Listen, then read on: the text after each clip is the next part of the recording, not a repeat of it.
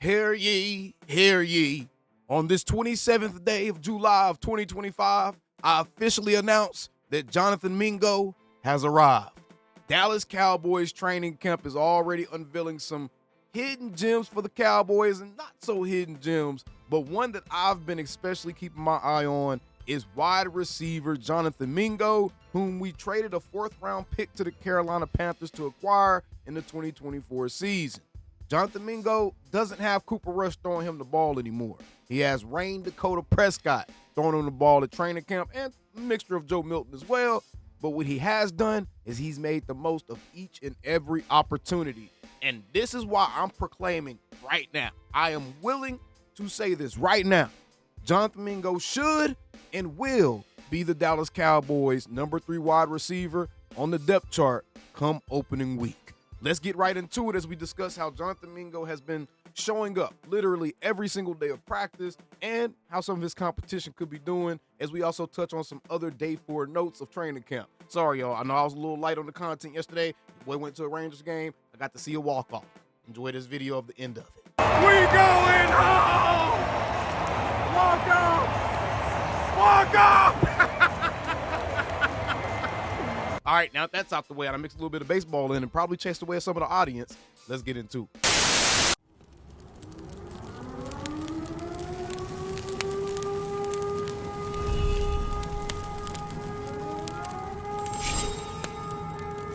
Man, shut your up. Jonathan Mingo, you are making me look extremely smart right now, young man, because this has been one name that has been consistently popping up literally every day of training camp. I've seen Jonathan Mingo get some type of highlight. I've seen him be mentioned by people that are out there, and he looks really good. He looks the part. He looks like a big-bodied, sure-handed receiver that has enough athleticism to make it stressful for DBs over there. I love Jonathan Mingo. I love what he brings to the table. And what I love even more is these catches where you see him have people actually around him.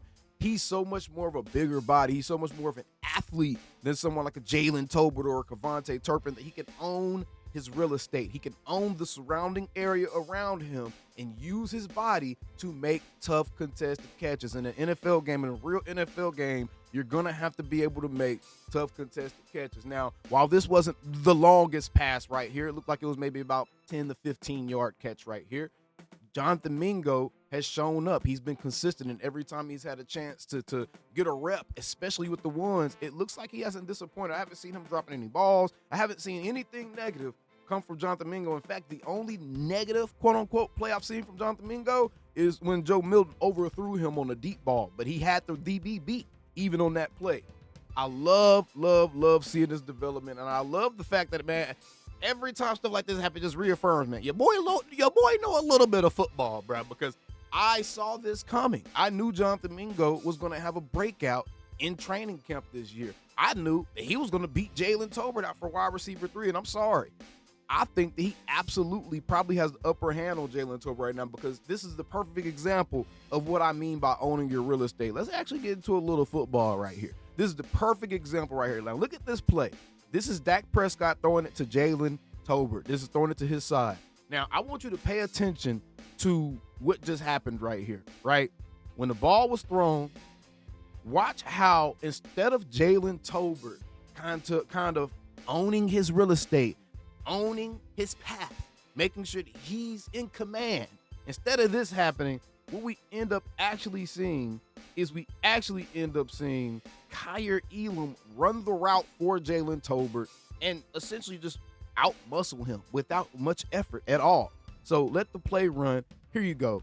Kyer Elam looked like he was the wide receiver on that play, and Jalen Tolbert looked like he was the DB on that play. My question here is, how did Elam beat you to the spot? How did you allow Elam to get dominant position? How did you allow him to get that inside position like that? This is the type of thing I'm talking about, the physicality and the fact that he's lacking in the physicality department. And that's not just running on his route. It's blocking. It's everything in between. The fact that he's lacking on the physicality department and he isn't a explosive enough athlete to be able to have an advantage, having a natural advantage on the opposing DB to be able to catch up to this ball before Kyer Elam did. Man, this is the type of stuff right here that I'm talking about. Jalen Tolbert is the type of receiver that unless he's receiving perfect passes, I mean, sometimes every now and then he'll come out of his skin and make an NFL player play. We get it. They're all in the NFL. They're all capable of making those individual plays.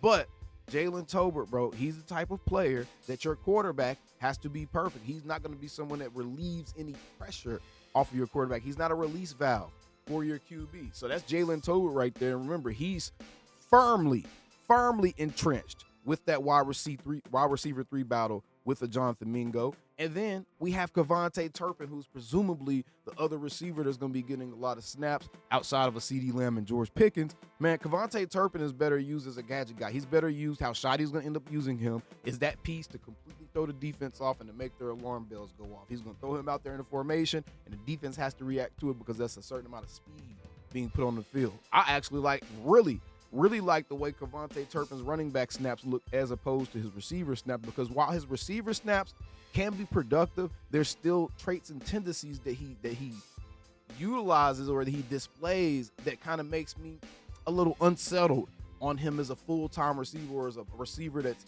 looked at as the wide receiver 3 on the Dallas Cowboys, having to jump to catch balls in the end zone that honestly aren't jump balls. You know, so just different stuff, trying to catch it with his body.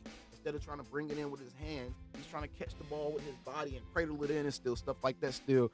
And it just kind of makes me nervous, especially with the stature of a Turpin, especially with the history of us seeing him being able to be out physical on that field, especially when it comes to him running routes and being able to be displaced and moved around and kind of moved out of position in a sense, man.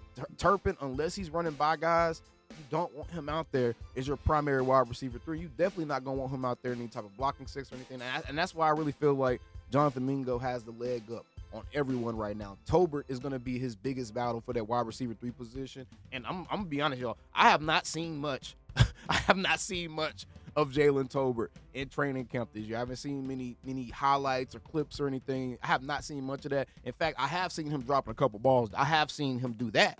So Jonathan Mingo fan club is alive and well. He's one of the standouts at training camp so far. And remember, we had day 4 of training camp. And some of the other guys that are looking good out there are rookie running back Jaden Blue. He's starting to put it together. Tommy Yard said some of his takeaways from the 4th Cowboys training camp. He seems like things are beginning to come together for Jaden Blue. His one-handed diving catch was the highlight of practice, but he seems to be going further up the field before defenders close in on him.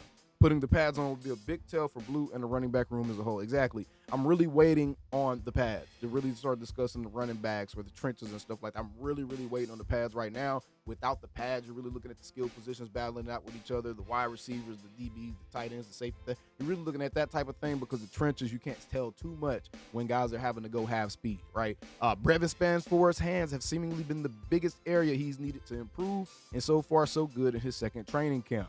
Went over a defender in the end zone to cap off practice today, but he's made some catches through contact all week. Our tight end room is looking to be an absolute bloodbath as it pertains to settling that depth chart right now. I've heard good things about all 3 of the top guys on that depth chart, whether it be Jake Ferguson, he's really looking like a tight end 1, Luke Schoonmaker, or Brevin Spanford. Brian Broaddus said he thinks Brevin Spanford is actually the 2 right now for the Cowboys instead of a Luke Schoonmaker. So that's actually pretty interesting. That's a very interesting development if that is the case. But Brevin Spanford has been balling. He's been another one of those guys.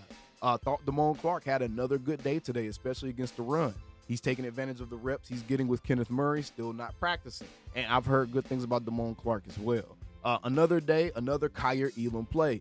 Got a pick after running stride for stride with Jalen Tolbert, then celebrated by hoisting a young fan with his teammates. And yeah, Kyer Elam has been an absolute anomaly for the Dallas Cowboys this entire offseason. Damaged goods coming from the Buffalo Bills. The Cowboys are giving him a second life, and he's absolutely taking advantage of it. And Tyler Guyton made himself known a few times today with some pancakes mixed in. He's been beat a few times, but has also mixed in some strong reps. All right, so Tyler Guyton continuing to show that improvement.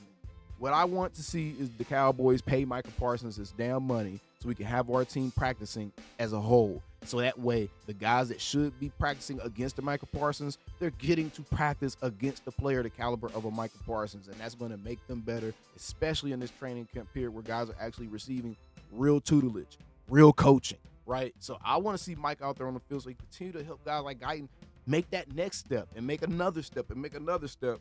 But either way, today, the pads come on. I cannot wait. I cannot wait to give you guys my observations from that. But either way, man, Jonathan Mingo Club, we are going strong. The president approves of this one. Appreciate you guys tuning in. Until next time, bow. Them Cowboys. Calling me, texting me, paging me, asking me, am I still them boys? Y'all usually check on me. Listen. I'm still them boys. Hey! Woo! Hey! I'm still them boys.